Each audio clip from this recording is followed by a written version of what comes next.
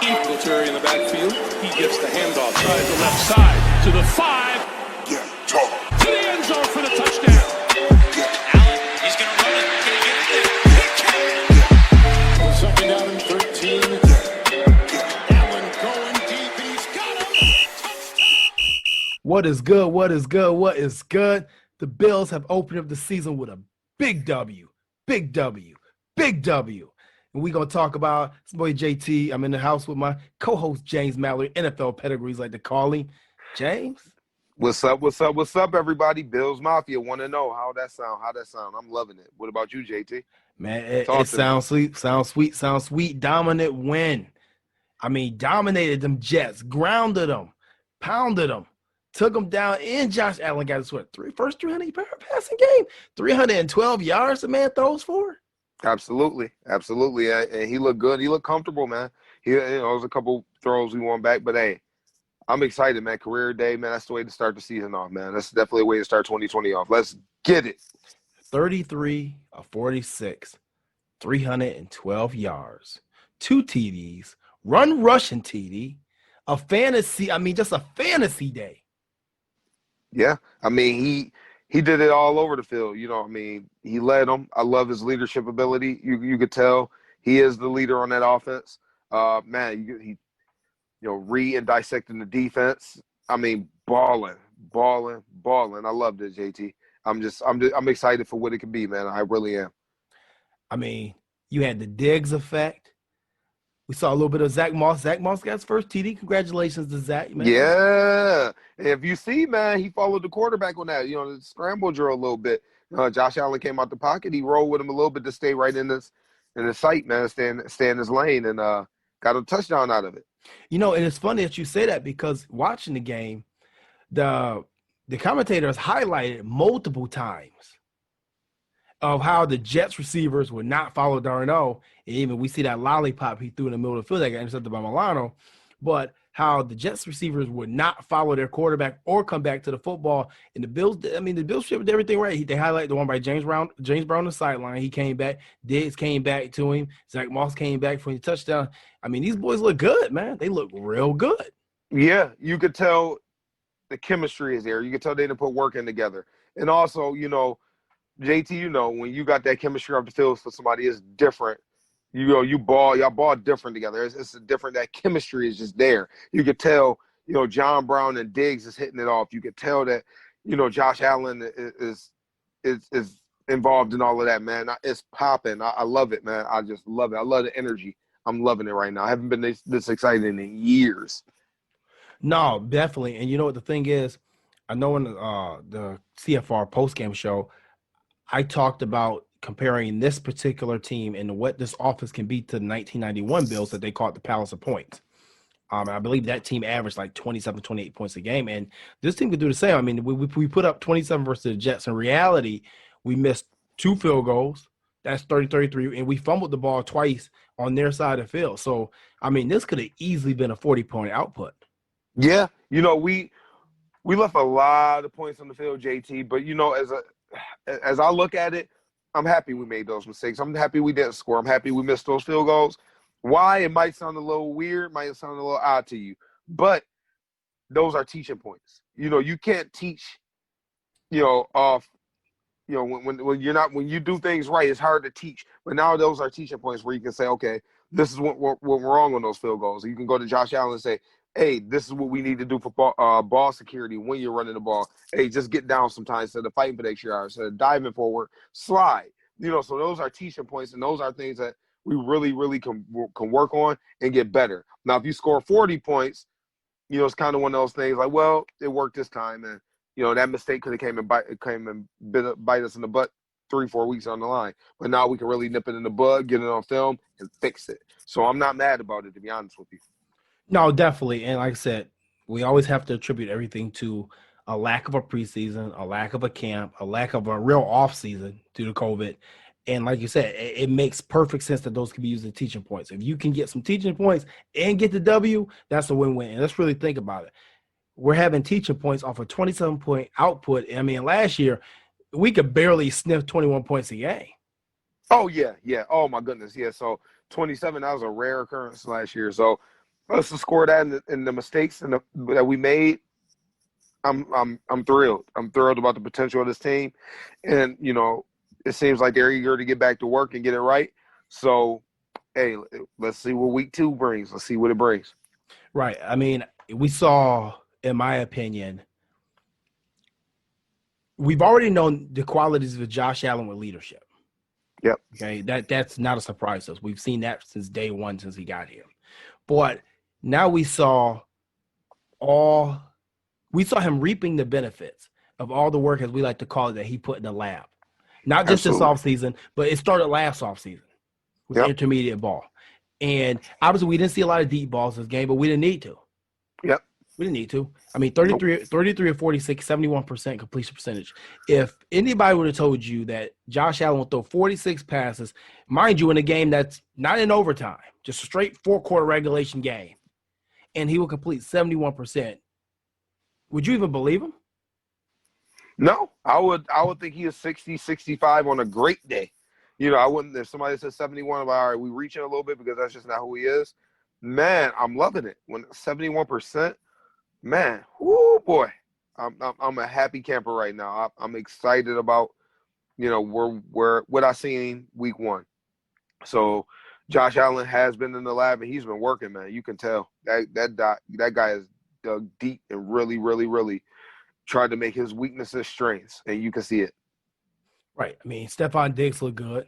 Like I've been saying, me and my brother were having a conversation today, and we started talking about elite receivers in this league and where Stefon Diggs is ranked as far as elite receivers. My brother said something interesting to me. He said, how can you not put him in the top 5 elite receivers? And the first thing I heard about it, I said, I don't know about that. It's kind of high. But then when I really started breaking it down, and I went team by team and division by division, he may be onto something. Yeah, I think so. And if he's not top 5, he's definitely top 7. He's up there. Now, when you had this debate with people, or you had this discussion with people, what people fail to realize that they'll get talent and potential confused with actual production. When you say a top 5 receivers right now, it's based off their production and what they're doing, and not what they potentially can do, what they are currently doing. So I will put them obviously over Odell Beckham. I mean, right now, I'm not saying Odell Beckham isn't just super talented and just a freak of nature and just, my goodness, it's crazy. But based off production and just, man, Stefon Diggs has been doing this for a long time in this league, man, a few years now. He's been balling. So he's in that discussion, man. It's funny you say that because my brother and I, we had the same conversation on Sunday after the game. I was like, Stefon Diggs is up there top 5. And, it's a discussion to be had. It is. You can't just disregard him out the top 5. No, and it's a fact. And I mean, we're probably going to have to do another segment on that alone because that's something. Absolutely. That's something we're really going to have to dig into and break down because I got a lot of opinions on that. And after I did this breakdown myself, I'm like, you know what? Maybe he is top 5. But today, what we really want to talk about is we want to recap the Bills' offense in this game. Mm-hmm. Now, this was a team, I believe they put up 18 first downs in this game. So 312 yards from Josh Allen, 33 of 46. He carried the ball 14 times, I think, for another 58 yards. Mm-hmm. Obviously, he had the 2 fumbles. We don't want to see that, but, everything's not going to be perfect. Brian Daboll, I thought, called a pretty good football game. I would have liked to see him pounded a little bit more in the second half, just to, kind of get into that habit of eating the clock. Remember how New England used to just take, New England get a lead on you and they get the ball back with 8 minutes in the fourth quarter and they literally would take a 6-minute drive and kick a field goal, go by 2 scores and the game's over. Yep. I would like to see that a little bit more, but, it worked. I can't complain because I said we could have put up 40 points, but I also don't like so many QB runs by Josh Allen. That was a complaint of a lot of fans. Like, hey, we shouldn't be running this guy a lot. And there's been some pushback. Like, hey, this is a part of his game. This is part of the offense. So I want to get your take on how do you think Brian Daboll called as far as the game he called? And also, what's your take on how many carries or designed QB runs that Josh Allen get. Not necessarily scrambles, but the design QB run plays. I think Daboll called a very good game. What you got to realize is when you kind of look at the film, that's what the defense kind of gave you. I mean, that's why he had success running the ball. The defense kind of dared you. Like, hey, run the quarterback. I dare you. It was kind of one of those things. Now, they took the running backs out the game. I mean, that was obvious. That was obvious to me. That Greg Williams was like, listen, we're not going to let these running backs beat us. We're going to take them away. They're going to have to run. Basically, that's why he was able to pull on those read options. They took the running backs away.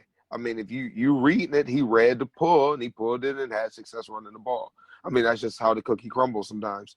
I get what you're saying in the second half, maybe running the running backs a little bit more or pounding a little more, getting those drives.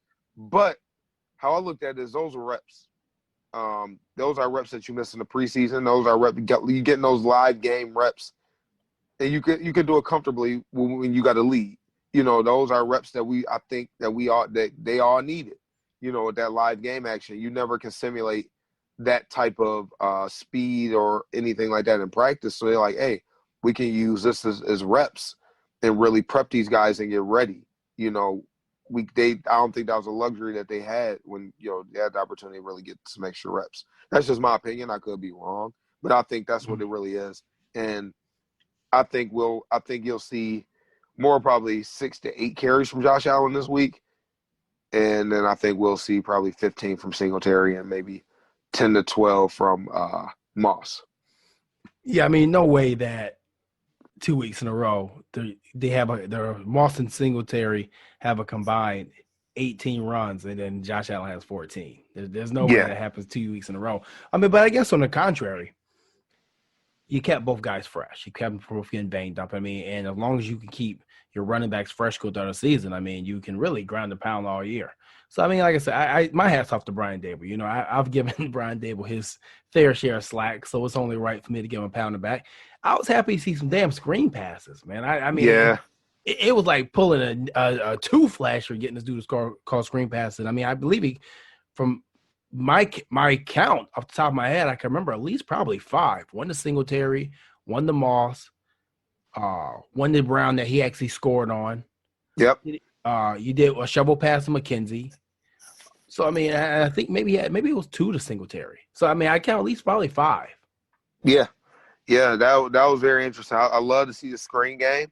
He was going to attempt one to Knox, but that one got blown up.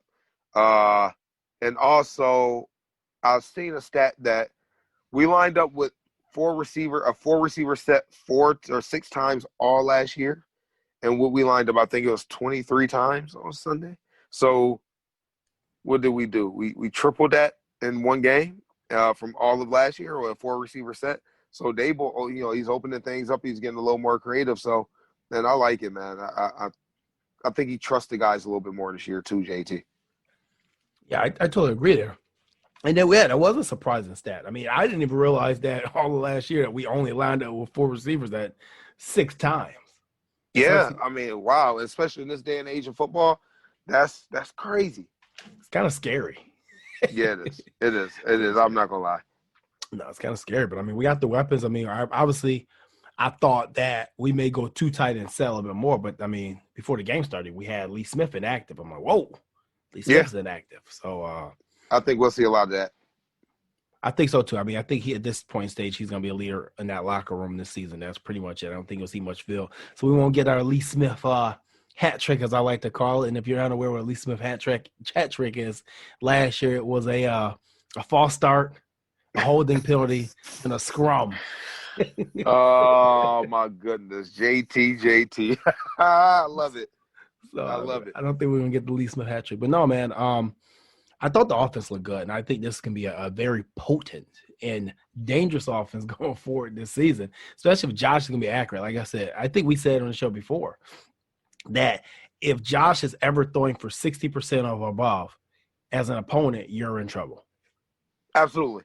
If he's throwing for over 60%, I would love to see the stat. We may have, in his career, lost once or twice if he's throwing over 60%. I mean, that changes the whole dynamic of our offense. It really does. So if he can be accurate, we're dangerous. Actually, if I'm not mistaken, I think we actually released that stat today about his percentages and his or his record as far as our percentages go. And if I'm not mistaken, the Buffalo Bills are now 12-1 when Josh Allen throws for 60% or above, and actually 4-0 when he throws for 70% or better.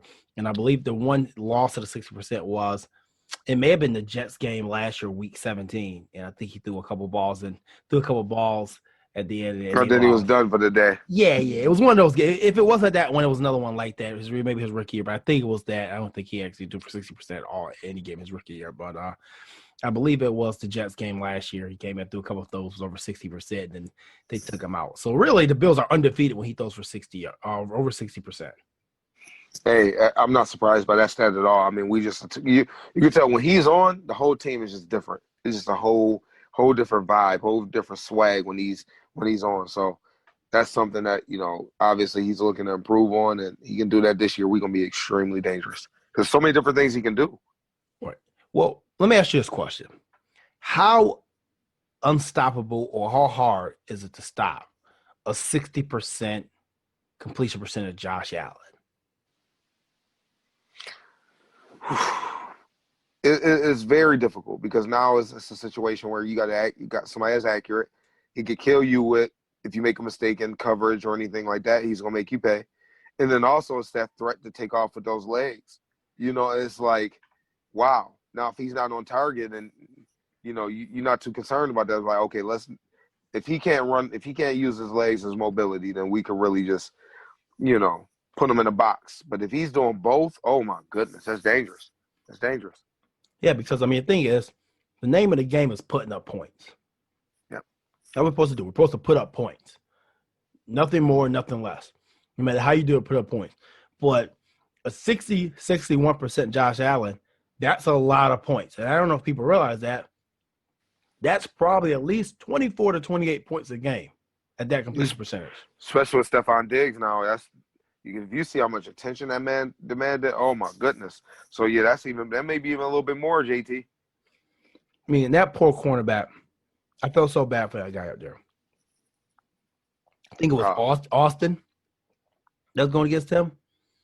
Blessing Austin, whatever his name is. Yeah, they took one out. They fired one halfway through. So it turned into a clown show over there with the Jets. So I don't know, JT. What you think? What do you think about Josh Allen? How did you feel about the performance and overall, just with the completion percentage and everything? I thought it was his most complete showing as a professional. Personally, I thought that this was Josh Allen that came out and had something to prove. I think that he remember that slow start that he had last year versus the Jets week 1, that they came back and won the game. 2, he's heard the critics. It's not that the critics give him a lot of flack. Just they don't give him any respect. Yep. And 3, I think we're just back to football, man. Like I said, I think that this team wanted to come out and they wanted to make a statement, and that's exactly what this offense did. In all phases of the game, really. We're not going to talk too much about the defense, special teams, but hats off to the defense and also hats off to Andre Roberts. We actually saw the value of Andre Roberts this week. He set us up on kick returns and punt returns. Great field position. Talking about extensions, we need to extend him for another year or 2, but we can say that for another day. yeah. We'll get around to that. We extended D Dogs. We didn't get Trey White. We didn't Simon Durham. We got to get Bean next, and we'll get around to Andre. We get to get around him. But no, I thought this was Allen's best game as a pro. I saw poise. I saw leadership. I saw a decisive quarterback out there this time. I saw a quarterback that was going through his reads. I saw a guy that, even in times last year he had good spurts, he didn't always seem comfortable. I agree. It seems like he never was really – I can sense that from him. You know what I mean? Where it's kind of like he did it, but not comfortable. Right. I saw a guy he was at home, he was comfortable with nothing phasing him. The one time I remember Josh Allen being that comfortable was Thanksgiving Day. He took the snap, he dropped back, and literally he stood there with his line blocking the Cowboys, like motions like he froze in time. I felt like we got that type of comfort from Josh Allen all 4 quarters in this football game. Absolutely. You could tell he's just comfortable now. He knows the offense. You could just tell he's a whole different player. there's a couple times you could tell he went back to the old ways, the panicky Josh Allen, if that's a word, the panicky hero ball guy. Yeah, exactly. Hero ball, panicking, doing too much, and that the bad throw that everybody just harping on, and that was one that got away from him where he's a little overexcited. Where you let your emotions kind of get the best of you, and I think that was one of those plays for sure. And that was the old Josh Allen, but I love it, man. No, I agree. And, it's funny because the media is going to take that one play. And I saw Dan Le Batard on ESPN talking about it, about Josh Allen getting respect, and he brings up this one throw. Mind you, the guy completed 33 passes out of 46, and you bring up this one throw. And that's fine. It's cool. Because, in my opinion, I believe Dan Le Batard roots for the Dolphins, which, they haven't had a quarterback since since pretty much Jay Fiedler, if you want to really talk about a quarterback got into the playoffs. So I'm not going to take his word for it. I think his show's a joke anyway. Personally, it's my personal opinion. I don't care. Not like it is. I hear you. Or call it like it is. But no, if you're going to take that one throw and you're going to say, this is the same Josh Allen, and not look at the 312 yards and 33 or 46 for 71%, 2 touchdowns and 1 rushing, then at the end of the day, that means you don't want to see it. Because if you see it and you believe it, then that means you are wrong. And that's going to be a problem for a lot of these critics. Oh, that's the problem. With Lamar Jackson, it's a little bit different with Lamar, but with Lamar Jackson and Josh Allen, the 2 quarterbacks who are criticized the most are definitely the best right now, and it's not even a question. And that's my thing. It's like, hey, just admit when you're wrong. Those 2 are ballers right now, and I don't understand how Sam Darnold keeps getting the pass, JT. I know we're a little off topic. Mm-hmm. I don't understand how he keeps getting the pass. He played horrible. I don't care what nobody say. If you take away the end of the game drive, you take away the end of the half drive, his stats will be horrendous. Yeah, because he got 69 yards on the one Jamison Crowder throw. Exactly. And you take that one away. So you take the end of the quarter or the end of the half and the end of the game drive away, and you take that one pass away, his stats are horrendous. That dude does not look good, man. I'm sorry. I know he has the physical tools, but he does not look good. Right. And I wouldn't be encouraged if I was a Jets fan. Let's say that. I wouldn't either. I wouldn't be encouraged if I was a Jets fan by anybody in the organization at this point. And I think that's one of Darnold's problem. But you mentioned Lamar Jackson and you mentioned Darnold and Allen and Rosen. And you have to link them all together. Now, Rosen, I'm not going to talk about him too much. I don't think he got a fair shot. I don't think so either. I think he got a bad one. I think he's going to end up making a lot of people look stupid. Well, I was hoping that Buffalo would actually try to bring him in and put him as a backup. I think he would be a perfect backup here situation. He could develop here to maybe go somewhere else. But when you look at Lamar Jackson went out there with whatever he had. And the Ravens are not a bad organization. And he balled out from day one, and he balled out again last year. He got to the playoffs twice, right? Well, Sam Darnold, my friend, he cannot turn anybody to a number 1 receiver. Josh Allen used his guys. Yeah. That's fine. Baker Mayfield, Odell Beckham's on the trading block today. Yeah, I heard that. Interesting, JT. So, I would say that, if the critics were wrong. Very wrong. And the funny part is, they said that Josh Allen would never succeed. They said that Lamar Jackson was a freaking wide receiver. Are you kidding me? The league MVP should have moved to wide receiver. Just think about that. Mm-hmm. It's crazy. It is crazy. But like I said, that was only one guy. I'm not going to mention his name because I'm cool with him. So I'm going to let him live. But it's a few of them. It's not just one. It's a few of them. Well, I know one for sure. I'm not going to say his name, though. BP. I'm not going to say his name. he's been blowing a lot of things over the last few years. Yeah, getting old. Yeah. That's where you're leaving at. Yeah. No, man. So what was your final takes on this Bills office in just 27-17 victory over the New York Jets? I think, my final take on it is I love what I've seen. It's a lot of room for growth. There's potential there, but the potential actually we had some production. I hate the word potential, but at times because people are just dried at home. But we actually had some production and we produced 27 points. left some points on the field. But these guys, I think they're going to get at it, man. So I'm encouraged. So that's the word I'm going to leave with it. I'm encouraged. Right. And you know what? Like I said, I think we're going to call that the 3 Ps, Mallory's 3 Ps. Prepare. We'll go potential first. Potential, prepare, and then produce. We'll call them the 3 Ps. I'm with it. With it. Let's do it. So what's your final take on the JT? What you thinking? You know, I love what I saw. I hope that the next coming weeks that we will establish run a little bit more. I get it, though. When a guy's that hot and he's throwing 33, 46, I mean, it's hard for me to have any gripes about that. But we put up points, and if Josh Allen's going to be efficient, do I expect Josh Allen to be 71% every week? Absolutely not. Absolutely not. But if he can give us 61%, in this league with his legs and his athleticism, he's a problem, a huge problem at 61%. And I don't think the rest of the league is ready for that.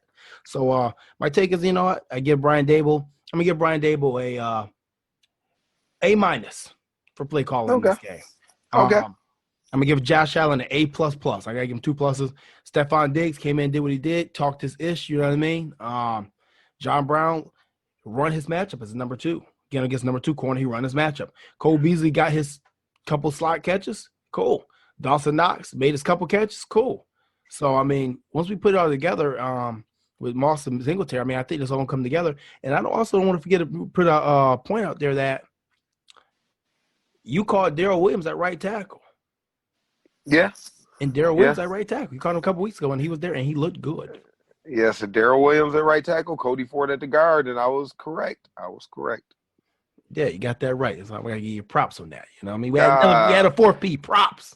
Yeah, I honestly thought it was going to be winners, but then I'm like, Cody Ford played well last year, man. I just didn't see him being on the bench. I just didn't see it. Right. After winners got mauled over by Epinesa in that training camp, the scrimmage or right before the scrimmage, I'm like, oh, I don't know. Yeah. And Cody Ford and Darrell Williams, you could tell those are some big dudes on the right side of that line. Oklahoma too, both, right? Both from Oklahoma. Is Darrell Williams from Oklahoma? Yeah, Darrell from Oklahoma. There's 2 Oklahoma boys right there, I believe. I did not know that. I didn't know Darrell Williams came from Oklahoma. I know he those are 2 big cats, man. I mean, you know, you could just see the offense. You could tell the chemistry of the offensive line as well. And there's going to be room for growth there. So we could be dangerous. Oklahoma. Huh? 2 Oklahoma boys. Yeah, I gotta dump that. I gotta dump that something. Oh. I'm gonna find something for that. But yeah, man. Other than that, I mean, Bills got a dub, man. 1-0. Offense looked good, 27 points.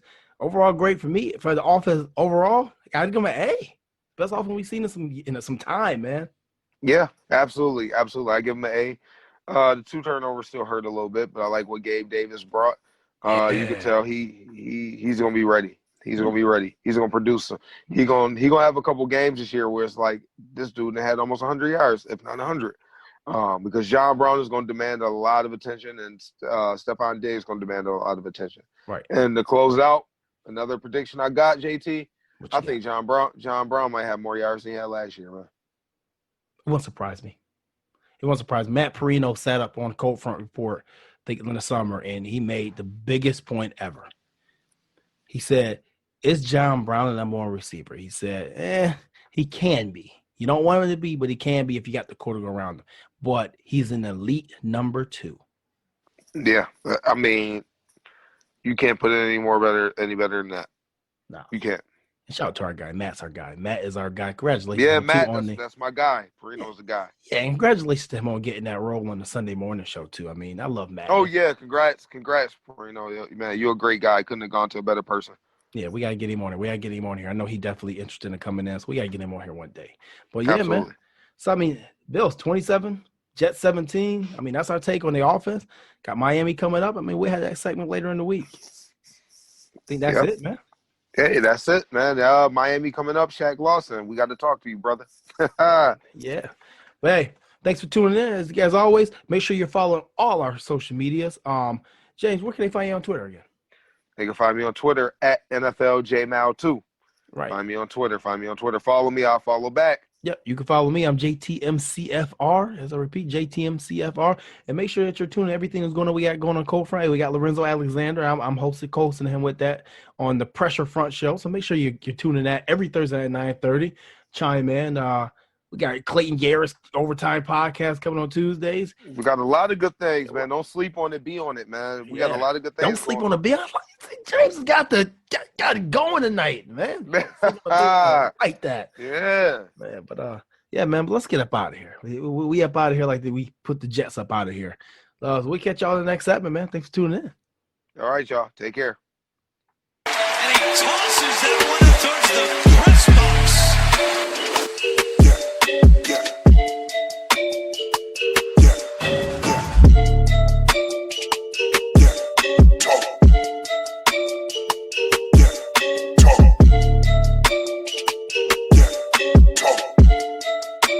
Buffalo Bills.